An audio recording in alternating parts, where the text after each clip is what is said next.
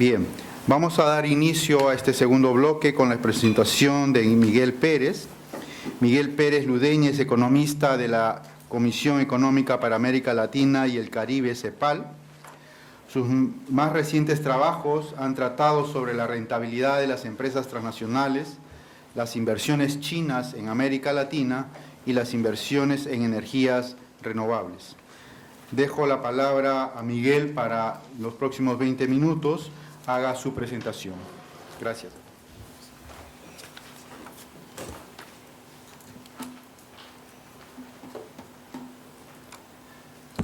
Hola, muchas gracias.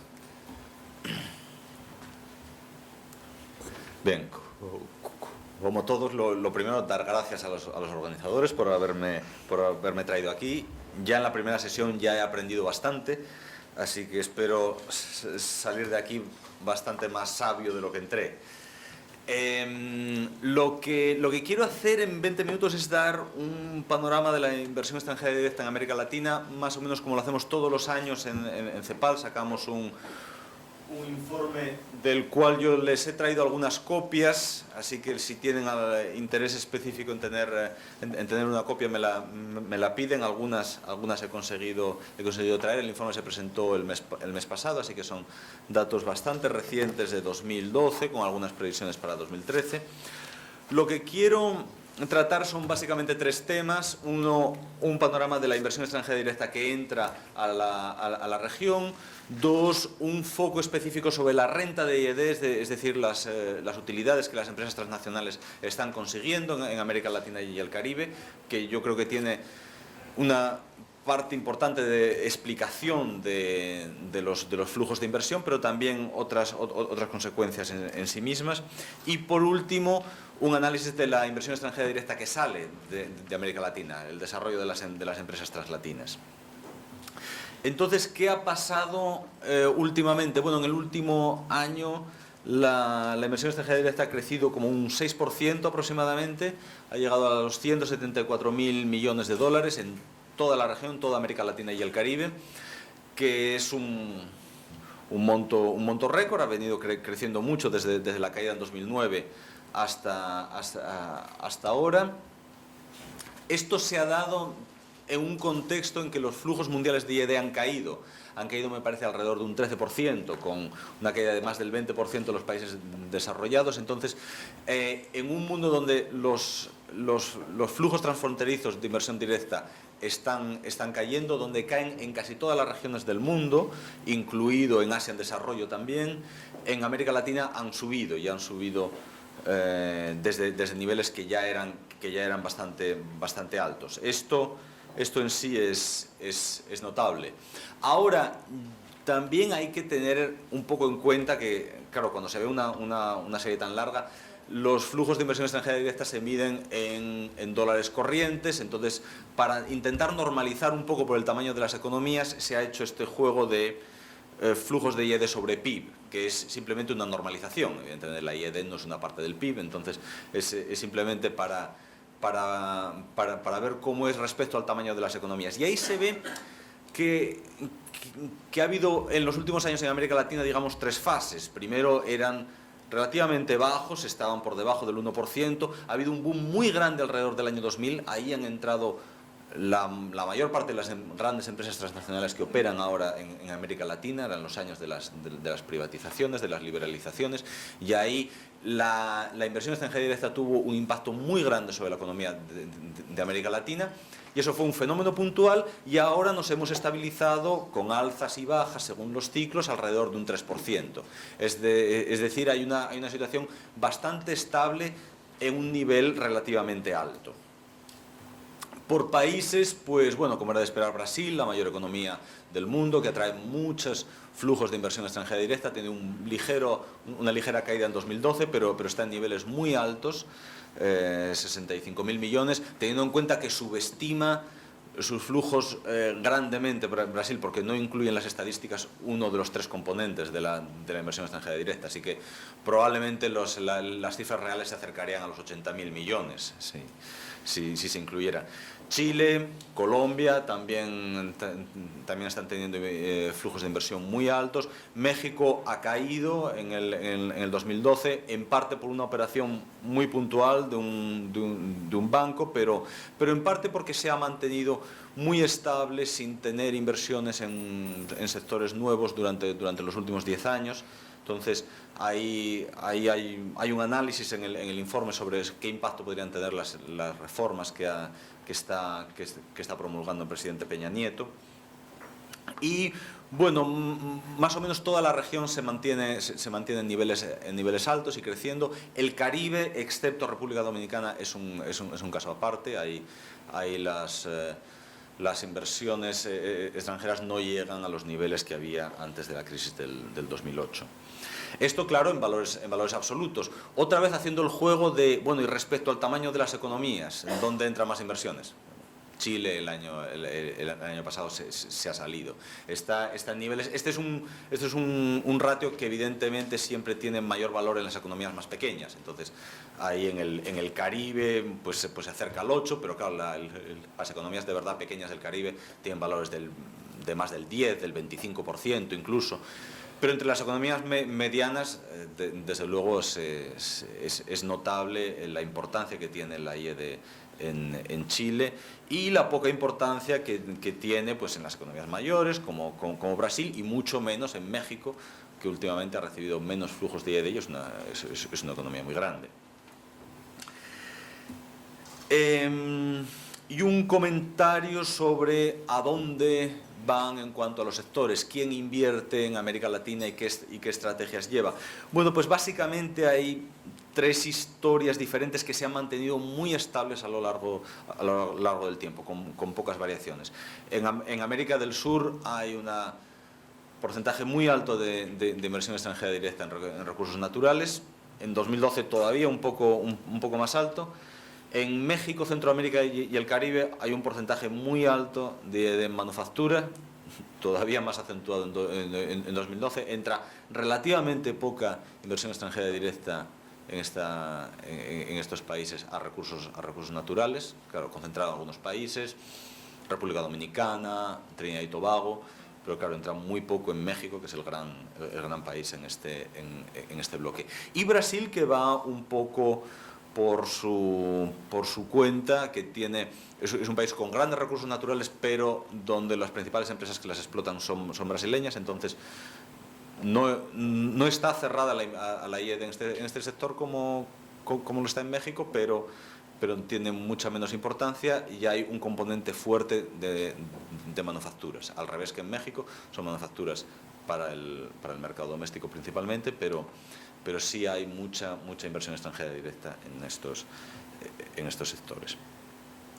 En el informe tienen un análisis mucho más detallado por país, y ahí, si quieren, me preguntan luego, si quieren pueden consultar el informe. Yo lo que me gustaría hacer ahora es pasar a un tema que hemos analizado más en profundidad este año, como es las utilidades de las empresas transnacionales, lo que se llama en términos de balanza de pagos la renta de IED, porque esto explica por qué se mantiene en niveles elevados la IED en América Latina en estos años. Y es porque han subido mucho. Es decir, en América Latina se ha multiplicado por 5, otra vez son en dólares corrientes, pero ha tenido una subida muy grande, especialmente entre 2003 y 2008, y luego se ha mantenido ahí, volviendo a subir, volviendo a bajar un poco. Hay 2 puntualizaciones que hacer. Una, que este es en fuerte medida un fenómeno global. Es decir, la renta de IED ha subido en todo el mundo, pero ha subido mucho más en los países en desarrollo, y dentro de los países en desarrollo, América Latina se destaca como uno de las regiones donde más ha subido. Ha subido también mucho en China, pero mucho menos en otras economías de Asia, mucho menos en Europa Oriental y más o menos parecido en África. Una segunda puntualización importante es que, claro, la renta de IED se divide entre la que se repatria y la que se reinvierte. Y prácticamente esto en América Latina ha estado bastante equilibrado. Un 45% se reinvierte, un 55% se repatria. Y en un porcentaje que se ha mantenido muy estable antes y después de la crisis de 2008. Y esto responde a una pregunta que se hace muchas veces la gente. Existe la percepción de que, claro, las empresas europeas ahora están llevándose la plata de aquí para cubrir las pérdidas que tienen en Europa. Pues no es cierto. Antes de 2009 repatriaban la misma cantidad, el mismo porcentaje que repatrian después de 2009. Es decir, prima más el efecto de decir, bueno, las perspectivas de crecimiento están aquí, nosotros seguimos invirtiendo aquí. En 2012 ha habido una ligera caída, ha habido en la renta de IED, básicamente causada la desaceleración económica en Brasil y una ligera caída de los precios de las materias primas. ¿Por qué subió tanto la renta de IED? Bueno, hay dos factores, uno estructural, uno coyuntural. El primero es porque hay mucha IED en América Latina. Esto es el stock de IED, también normalizado por el PIB de la región, para que no sea solamente subida. Y ahí se ve que cuando subió mucho, otra vez relacionado con la gráfica anterior que vimos, que era de flujo, esto es de stock, subió mucho entre finales de los 90 y el año 2002. Es decir, hay un gran acumulado de IED en América Latina. Hay un gran pasivo financiero en la región, que tiene alzas y bajas. Los números de stock de IED año a año tienen un poco de ruido por ciertas valoraciones empresariales, pero lo que sí es importante es ver que esto está muy alto, se ha mantenido y no tiene perspectivas de bajar. Los flujos pueden oscilar, el stock va a permanecer alto en un futuro próximo. El segundo factor es que después de esta subida tan grande en el pasivo de IED que tienen los países de América Latina, a partir de 2003 llega un aumento de la rentabilidad de esta IED. Esa línea es la renta de IED dividida por el stock. Es un proxy muy burdo de la rentabilidad media de la inversión extranjera directa, que tiene naturalmente alzas y bajas según el ciclo económico, según el precio de las materias primas, según cómo van los negocios para las filiales de las empresas transnacionales aquí, pero que subió mucho a partir de 2003 y que ha subido y bajado luego bajó en el 2009, pero lo importante aquí es que aunque por el ciclo económico la rentabilidad de la IED suba y baje, la renta de IED total va a permanecer en niveles altos, porque el stock de IED es muy alto ahora. ¿Dónde por países? ¿Dónde es mejor negocio invertir? Diríamos. Bueno, creo que estamos en el sitio adecuado. Esto es una media, 2007-2011, renta de IED sobre stock de IED, y la verdad, Perú se sale. Digamos que hay tres grupos de economía. Uno, aquellos donde los inversores extranjeros se han centrado en los recursos naturales, en la explotación de recursos naturales. Perú, Chile, República Dominicana, Colombia, estos tienen una rentabilidad muy alta. En el otro extremo, aquellos donde se han centrado en manufacturas para la exportación. Esos tienen una rentabilidad de IED mucho más baja. Y en medio, aquellos donde está más diversificado, donde prima la búsqueda del mercado interno, como Brasil, Argentina, otras economías que figuran en el medio.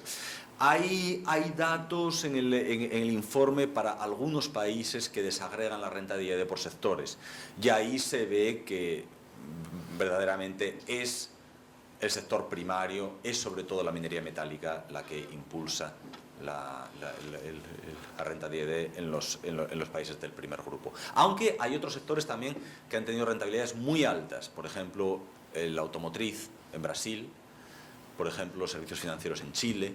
O sea, no es exclusivamente los recursos naturales, hay otros sectores importantes, pero principalmente sí lo son. Hay varias consecuencias de esto, de este aumento de la renta de IED. Uno de ellos es que, visto los tres componentes de la IED, la inversión extranjera directa se divide en inyección de nuevo capital, reinversión de utilidades y préstamos entre compañías. La reinversión de utilidades es cada vez más importante. Y esto tiene repercusiones para la estabilidad de la IED. O sea, prácticamente la mitad de la inversión extranjera que registramos no son empresas nuevas que entran, no son ampliaciones de capital que se hacen desde el extranjero para adentro, sino que es reinvertir las utilidades que las propias filiales generan. Pero hay otras consecuencias también, y teniendo en cuenta aquello que decíamos, que hay un componente estructural muy fuerte, es decir, que la renta de IED va a ser alta durante los próximos años. Una de ellas es sobre la política impositiva y los impuestos, en el sentido de que una renta de IED alta quiere decir que hay un porcentaje muy alto del excedente bruto de explotación que está en manos de empresas transnacionales. Y que, aunque en un principio estas empresas tributan por el impuesto de sociedades al mismo tipo que las empresas nacionales, sí que tienen instrumentos para pagar menos, notablemente los precios de transferencia. Entonces, esto hace que las economías de América Latina sean más sensibles al uso de precios de transferencia en empresas transnacionales. Y toda la preocupación que ahora hay, principalmente en las economías avanzadas, y que ahora se está discutiendo en el G8, sobre cómo evitar esta erosión de la base fiscal, yo creo que los gobiernos de América Latina deberían prestar mucha atención a esto también. Curiosamente, la expansión de las empresas translatinas, que luego cubriremos, no atenúa este fenómeno, sino que lo realza, porque por eso quiere decir que hasta las propias empresas nacionales son empresas transnacionales también, que también tienen esta capacidad de usar los precios de transferencia. Otra es que la renta de IED, como flujo negativo en la balanza de pagos, ahora es un componente importante para ver la sostenibilidad de la balanza de pagos. Claro, cuando en los años 90 se pensaba que la IED era un instrumento para equilibrar la balanza de pagos, bueno, no lo era cierto ahora, entonces, ahora mucho menos. Básicamente, las operaciones de las empresas transnacionales en América Latina son neutras en términos de balanza de pagos. Para los países que hay estadísticas comparables, lo que sale como renta de IED es el 92% de lo que entra como inversión extranjera directa propia. Es decir, estamos equilibrados. Unas cuestiones importantes para considerar. Una de ellas es que la renta de IED es procíclica, es decir, en un momento de crisis de balanza de pagos probablemente disminuirá.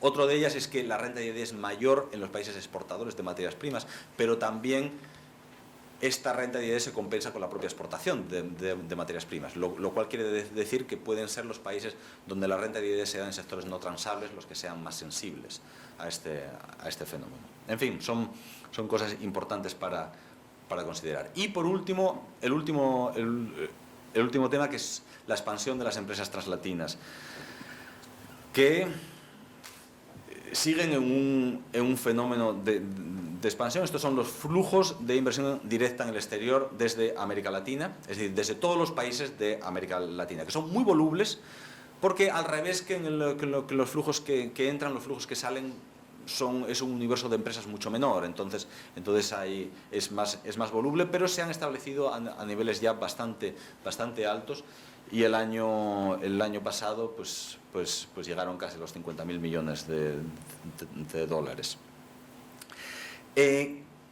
están muy concentrados en unas pocas economías. Tradicionalmente son solamente Brasil, México, Chile y Colombia los países de América Latina que tienen flujos de I+D importantes hacia el exterior. Brasil tiene una serie muy loca con flujos negativos en muchos años, que se debe a operaciones financieras que hacen las empresas brasileñas, pero no quiere decir que no sean importantes. De hecho, cuando se ve el stock, el acumulado de I+D de estos países en la región, Brasil tiene más que nadie, el doble que México, 4 veces más que Chile. Así que las empresas brasileñas son más importantes que ninguna, pero tienen una variabilidad en los flujos muy notable. Y otros países tienen mucha menos inversión extranjera directa, pero también, sobre todo para los países medios, como Perú y otros países menores, yo creo que hay un problema de estadísticas de I+D. Yo no creo que las estadísticas actuales de I+D de países como Perú, Guatemala, Uruguay, no creo que estén reflejando la importancia de la inversión directa en el exterior. Ahí yo creo que los bancos centrales tienen un trabajo importante que hacer. ¿Qué consecuencias puede tener esta expansión de las empresas translatinas? Bueno, primero simplemente en la propia balanza de pagos. Hay algunos países de América Latina que ya se han acercado a un patrón de I+D cercano al de los países en desarrollo, como México y Chile principalmente. Ya más o menos lo que entra es parecido a lo que sale. Y eso tiene implicaciones para los flujos de capital, renta de I+D, pero también los flujos de renta de I+D. Hemos visto que la renta de I+D que se genera en América Latina ha subido mucho. Bueno, también la renta que están generando las empresas latinoamericanas en el exterior también está subiendo mucho, con un poco más de rezago. Tiene implicaciones importantes para el desarrollo empresarial. La expansión internacional de estas empresas abre nuevos negocios. Y hay un caso, por ejemplo, voy a decir como un ejemplo, la estrategia principal de Trinidad y Tobago para no depender tanto del petróleo y del gas no consiste en desarrollar nuevas industrias en el exterior, tanto como en convertirse en un centro de servicios a la industria del petróleo y del gas. ¿Y cómo hacen eso? A través incentivando la expansión de sus empresas nacionales de petróleo y de gas, que son estatales, en otros países, notablemente en África. Es decir, la inversión extranjera, la inversión directa en el exterior también es un camino para diversificar la matriz productiva de un país. Y desde las propias empresas diversificar riesgos. Y esto es algo que las empresas translatinas quizás no estén haciendo al nivel que podrían aprovechar en estos años, porque están invirtiendo principalmente en otros países de la región. Menos en el caso de México, menos en el caso de Brasil, mucho en el caso de Chile, o en el caso de Colombia, en el caso de Perú, que invierten en otros países de la región. Esto quiere decir que cuando haya una recesión en Chile, o en Colombia, o en Perú, es probable que también la haya en los países donde estas empresas han invertido.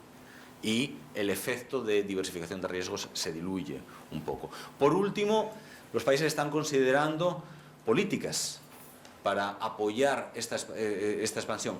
Todavía muy inciertamente, excepto en el caso de Brasil, donde a través del BNDES se ha apoyado claramente esta expansión. Y, claro, tienen sus dudas y es lógico que las tengan, porque no están bien medidos los beneficios que puede tener para la economía local. Una política de apoyo a esta expansión es una política de apoyo a las grandes empresas de tu país, cosa que desde el punto de vista distributivo es por lo menos dudoso. Bueno, ya para cerrar, en 2013 consideramos que va a continuar este momento de alta inversión extranjera directa en la región. Las dudas que hay sobre los precios de las materias primas quizás tenga un impacto a medio plazo, no en el corto plazo. Los proyectos de inversión en minería, en hidrocarburos, tienen unas fases de maduración bastante largas que hace que no tenga un impacto grande a largo plazo.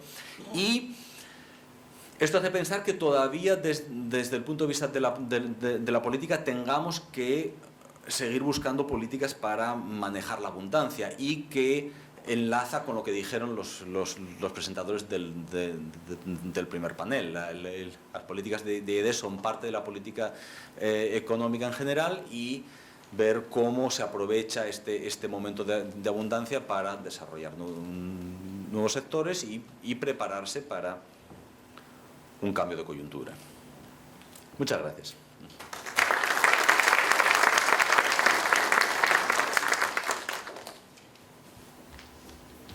Gracias, Miguel. A partir de tu presentación, que nos da pie para abordar los otros temas que corresponden principalmente a un tema de la conectividad y, por lo tanto, en dónde podemos haber estado invirtiendo esos flujos. Para tal presentación tengo a bien invitar a Rosario Santagadea, que ella es doctora por la Universidad París 10 de Francia, es secretaria ejecutiva del Centro Peruano de Estudios Internacionales CPI y tiene una amplia experiencia en gestión pública en diversos sectores como presidencia del Consejo de Ministros, Relaciones Exteriores y últimamente ha escrito un libro sobre integración física sudamericana 10 años después, impacto e implementación en el Perú. Pido que recibamos a Rosario con un fuerte aplauso.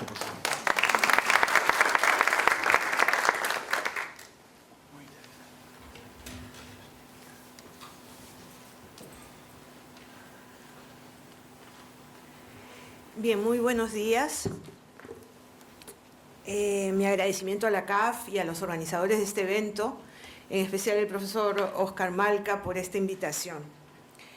Con la licencia de ellos, de los organizadores, yo voy a salirme un poco del marco estricto de la inversión extranjera directa para colocar un tema más amplio que he denominado conectividad regional e inserción internacional de América del Sur. Voy a desarrollarlo abordando en primer lugar algunos rasgos relevantes de la inserción internacional de América Latina que conectan con el primer bloque que hemos tenido antes de la pausa. Luego de ello quisiera referirme a la renovación de enfoques en integración regional y particularmente el papel de la infraestructura. En tercer lugar, voy a presentar brevemente el balance de una década de la integración física sudamericana para luego concentrarnos en el caso Perú-Brasil y finalizar con algunas apreciaciones sobre el vínculo entre estas dos cuestiones, integración física sudamericana y proyección hacia Asia-Pacífico, expectativa y realidad. En cuanto a la inserción internacional de América Latina, un rasgo relevante es que en una perspectiva de largo plazo, América Latina en realidad ha quedado rezagada vis-a-vis de otras regiones y países del mundo que han avanzado más.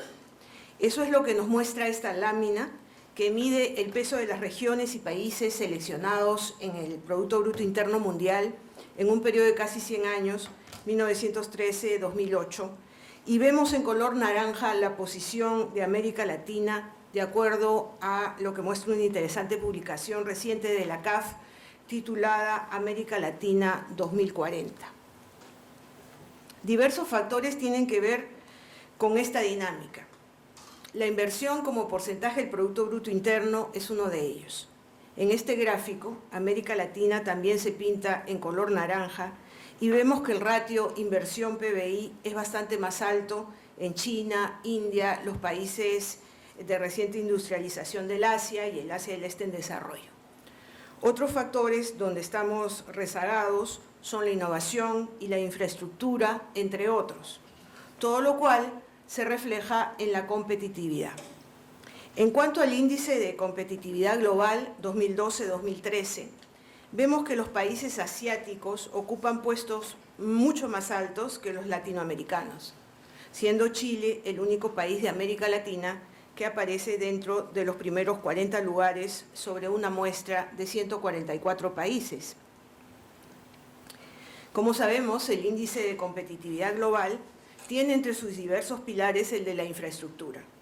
donde vemos hacia la izquierda, es decir, en los puestos más rezagados, a la mayoría de los países latinoamericanos. Y esta introducción me permite focalizarme ahora propiamente en el tema de la exposición.